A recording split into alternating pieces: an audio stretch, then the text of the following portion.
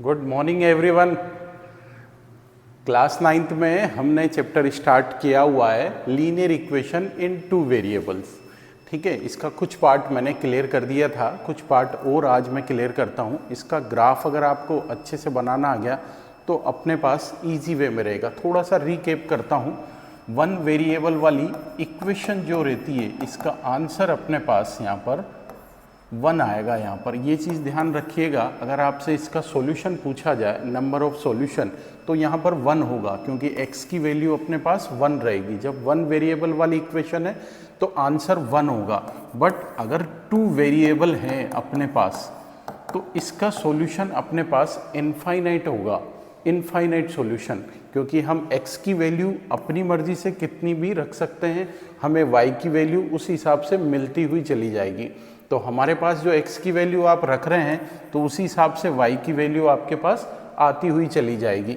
यहाँ पर हमें आगे की क्लासों में 3 वेरिएबल वाला भी आ सकता है यहाँ पर। तो इसके भी अगर कोई सॉल्यूशन पूछ ले इक्वेशन के कि इसके सॉल्यूशन कितने हैं तो आपको बताने इनफाइनाइटली सॉल्यूशन होंगे अपने पास। तो इसके भी इनफाइनाइट सॉल्यूशन है, इसके भी इनफाइनाइट सॉल्यूशन है, बट इसका 1 सॉल्यूशन है यहाँ पर। ये चीज़ आपको ध्यान में रखना है। ठीक है, इसके जो सॉल्यूशन है वो इनफाइनाइट आएंगे अपने पास, इनफाइनाइट सॉल्यूशन रहेंगे। ठीक है, इसके भी अपने पास इनफाइनाइट सॉल्यूशन होंगे। ठीक, तो इसका भी अपने को ध्यान ये रखना है। अगर कोई आपसे पूछ ले कि इसके सॉल्यूशन क्या हैं तो अपन बता सकते हैं इनफाइनाइट सॉल्यूशन है।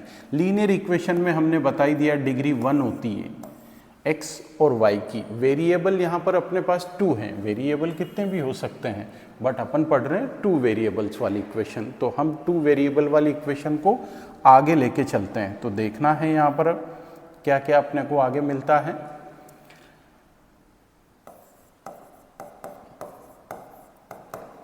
ये कोई इक्वेशन है, इस इक्वेशन में हमसे पूछा जाए, ठीक है, यहाँ पर हो सकता है किसी जगह क्वेश्चन में कंपटीशन में आ सकता है x बिलोंग्स टू n, तो y की वैल्यू आपसे पूछी जा सकती है, y की क्या आ सकती है वैल्यू।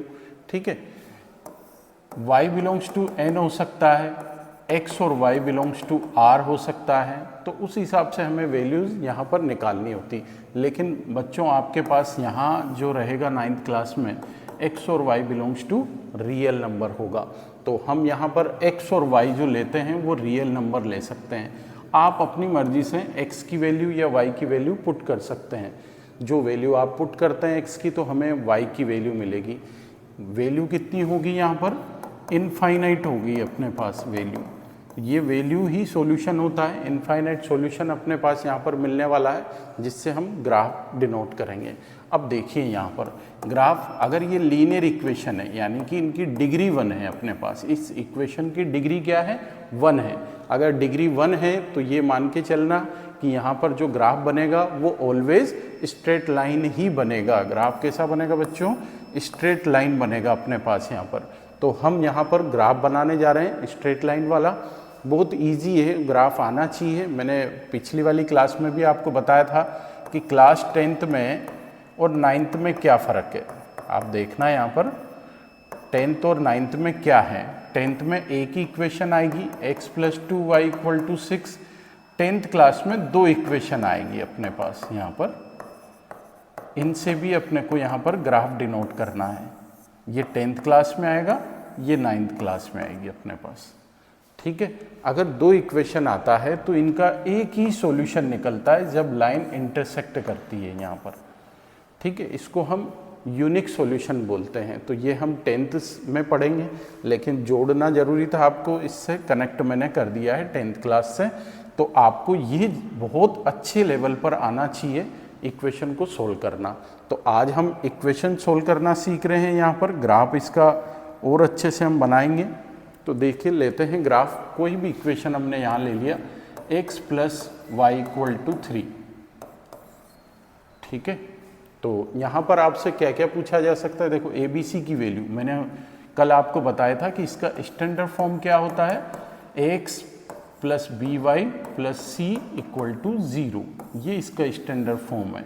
तो कई बार कोई इक्वेशन देकर यह भी पूछ लेता है यहाँ पर कि ABC की वैल्यू फाइंड करना है। तो ABC का क्या कंपेयर करना है, A2 B -3 है एंड C क्या हो जाएगा अपने पास -6। तो कई बार ABC की वैल्यू भी हमसे पूछा जा सकता है। इसी इक्वेशन में आपसे क्या पूछा जा सकता है, ABC के साथ A + B + C इसकी भी वैल्यू कई बार पूछी जा सकती है। तो देखिए आप, अगर हम तीनों यहाँ पर कांस्टेंट को ऐड करते हैं तो हमें क्या मिल जाता है, 2 - 9, तो -7 इसका आंसर आ रहेगा अपने पास। तो कई बार किसी भी तरीके से क्वेश्चन को पूछा जाता है, तो ये भी आपको ध्यान रखना है यहाँ पर कि किस किस तरह से क्वेश्चन पूछे जा सकते हैं। ठीक है,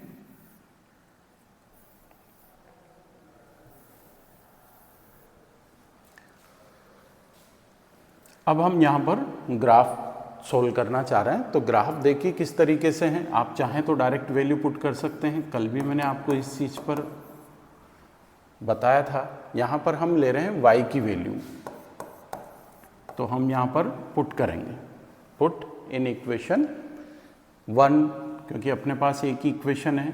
तो यहाँ हम पुट कर रहे हैं y = 0, तो x = हमें क्या मिल रहा है यहाँ पर 3। तो हमारे पास जो ऑर्डर पेयर होंगे वो क्या होंगे, 3, 0। ये एक ऑर्डर पेयर यहाँ पर अपने को मिल जाता है। हम यहाँ पर y = 1 पुट कर रहे हैं, तो x = 3 - 1, तो x की क्या वैल्यू मिल जाएगी अपने पास 2। तो यहाँ पर क्या आ जाएगा ऑर्डर पेयर 2, 1 एंड हम एक और वैल्यू पुट कर लेते हैं। वैसे तो हमने पास 2 वैल्यू काफ़ी होती है, बट हम 2 से ज़्यादा वैल्यू यहाँ पर निकाल सकते हैं इजी वे में। मैं एक नेगेटिव वैल्यू और निकालना चाह रहा हूँ यहाँ पर, तो ये मैंने यहाँ पर पुट किया। देखो नेगेटिव वैल्यू में क्या करेंगे, 3 - -1, अब ये दोनों क्या हो जाएंगे, प्लस हो जाएंगे। तो x = 3 + 1 यानी कि x = 4। तो हमें पॉइंट क्या मिल गया यहाँ पर 4, -1। अब इसको हम ग्राफ पर बनाते हैं। 10th क्लास में क्या करते हैं, छोटा सा एक टेबल यहाँ पर हम बना लेते हैं। ये टेबल आप 9th क्लास से ही बनाइएगा, तो 10th में आपको कुछ नया नहीं लगेगा और अच्छा लगेगा, कॉन्फिडेंस आएगा। तो यहाँ पर हमने 3 पुट किया तो 0 मिला, यानी कि 0 पुट करने पर 3 मिला। यहाँ पर हमने 1 पुट किया y की वैल्यू, तो हमें 2 मिला। -1 पुट करने से हमें 4 वैल्यू यहाँ पर मिल रही है। ठीक, अब इसका हम ग्राफ जनरेट करते हैं। तो किस तरीके से देखना है आपको, यहाँ पर आप जानते हैं इसमें ये x एक्सीज है, ये y एक्सीज है, ये आपका ओरिजिन है। ओरिजिन आपको पहले भी बता चुका हूँ, ओरिजिन के कोऑर्डिनेट कई बार पूछ लेता है, तो 0, 0 कोऑर्डिनेट होते हैं। ये एक्सीज है, x एक्सीज जिसको एब्सिसा भी अपन बोलते हैं। ये y एक्सीज है जिसे ऑर्डिनेट भी अपन बोलते हैं। कई बार कुछ क्वेश्चन को घुमाना होता है तो वो एब्सिसा और ऑर्डिनेट की फॉर्म में दे देता है। तो इस एक्सीज का नाम अपन एब्सिसा भी बोलते हैं और इस y एक्सीज को हम ऑर्डिनेट भी बोलते हैं। तो यहाँ पर हम ग्राफ ले रहे हैं, हम यहाँ पर डिनोट कर सकते हैं 1, 2, 3, 4।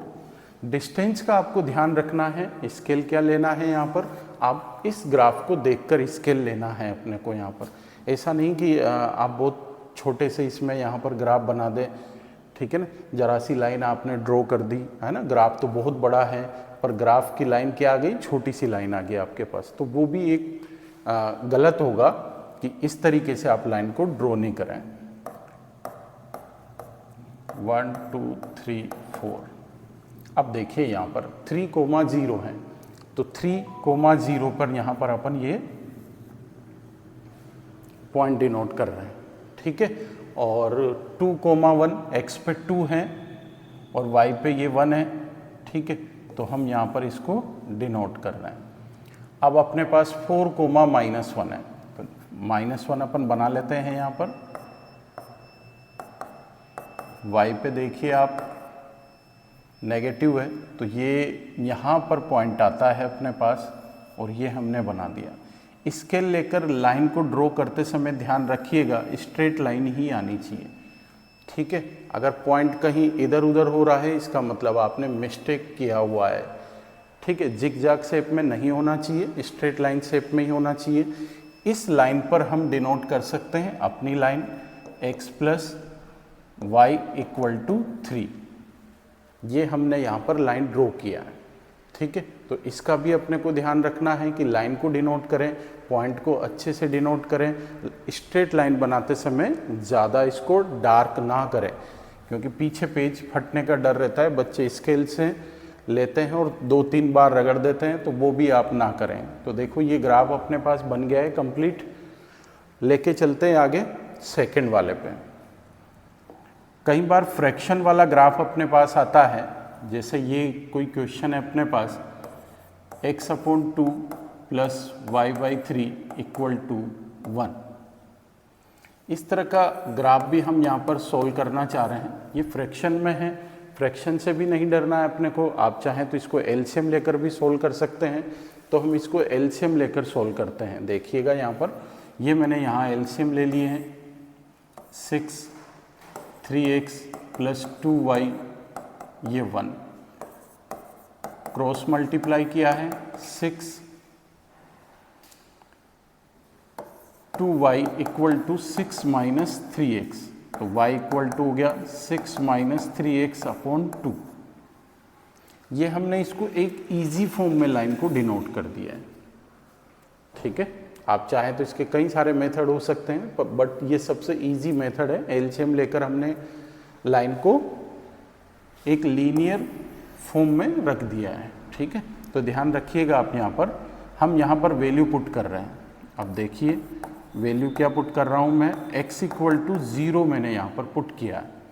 जो इक्वेशन के अंदर है हम उसी की वैल्यू रखते हैं। यहाँ पर x अंदर है तो हम x की वैल्यू यहाँ पर 0 पुट कर रहे हैं, तो हमें क्या मिलेगी, यहाँ पर y की वैल्यू मिलेगी। ये y की वैल्यू हमें यहाँ पर मिलेगी। तो देखिए 3 इंटू 0 क्या होगा अपने पास, 0। 6 माइनस 0 अपॉन 2 है, तो 6 अपॉन 2 हो गया। तो y की वैल्यू क्या आ गई बच्चों, 3 आ गई यहाँ पर। तो 0,3 अपने को यहाँ पर पॉइंट मिल रहा है। अब नेक्स्ट पॉइंट है अपने पास, यहाँ पर हम पुट कर रहे हैं। नेक्स्ट पॉइंट है x इक्वल टू 1। अब 1 अगर आप पुट करते हैं तो 3/2 आता है। आप इससे भी ना डरें। अगर आपको डेसिमल में निकालना आता है तो आप डेसिमल में भी निकाल सकते हैं, नहीं आता तो आपको फिर थोड़ा सा सोचना पड़ेगा। यहाँ पर मैं यहाँ पर 1 ही पुट करके बता रहा हूँ, क्योंकि आप डरे नहीं, डेसिमल में भी आंसर आपका सही आएगा।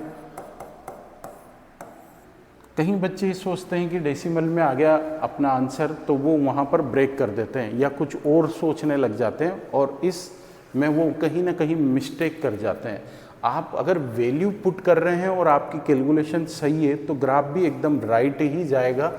डेसिमल में भी ना डरने की ज़रूरत है आपको। यह आ गया y इक्वल टू 1.5, ठीक है। तो हमें पॉइंट मिल गया यहाँ पर 1 पर 1.5। अब हम इसका ग्राफ बना रहे हैं, तो देखिए हमें 2 ही पॉइंट की ज़रूरत थी, तो हमने यहाँ पर एक टेबल जनरेट कर दिया है।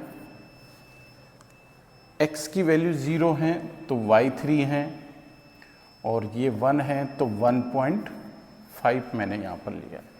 डेसिमल में भी कोई आपका मिस्टेक होने वाला नहीं है। आपके सामने मैं ग्राफ डिनोट कर रहा हूँ।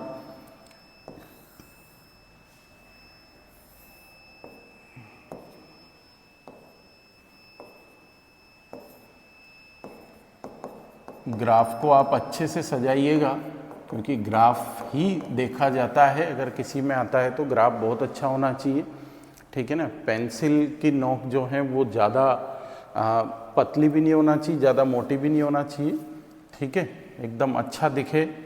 ये हमने यहाँ पर डिनोट कर दिए पॉइंट 1 2 3 4 5।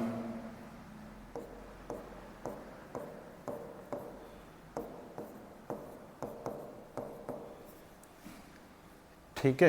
अब 0 है यहाँ पर और y पे है यहाँ पर 3, तो हम यहाँ पर इसको डिनोट कर रहे हैं। ये है अपने पास पॉइंट अपने को यहाँ पर मिला है। एंड सेकंड पॉइंट है 1 है x पर और 1.5 पे y पर। देखिएगा ये यहाँ पर पॉइंट है अपने पास इस जगह पे, और हमने इसको यहाँ पर डिनोट किया है। लाइन इतनी छोटी भी ना बनाए आपकी 2 ही पॉइंट आप ज्वाइन करा के रह जाए, ऐसा नहीं।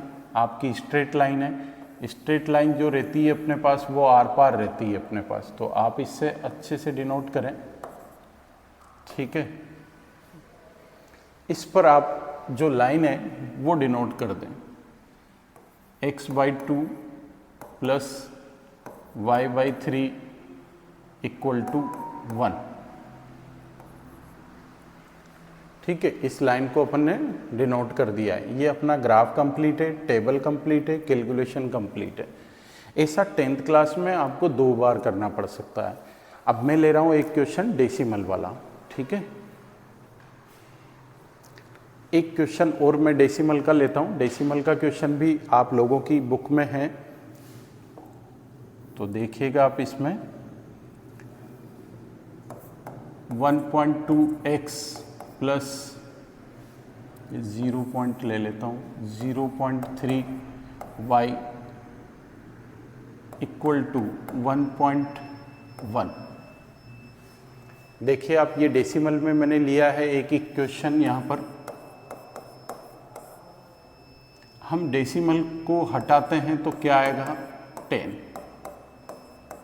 हम इसको इजी फॉर्म में लाते हैं। यहाँ पर 1.1 है, 1 पॉइंट हटाते हैं तो एक के बाद 0 है, तो हम क्या लिखते हैं यहाँ पर 10।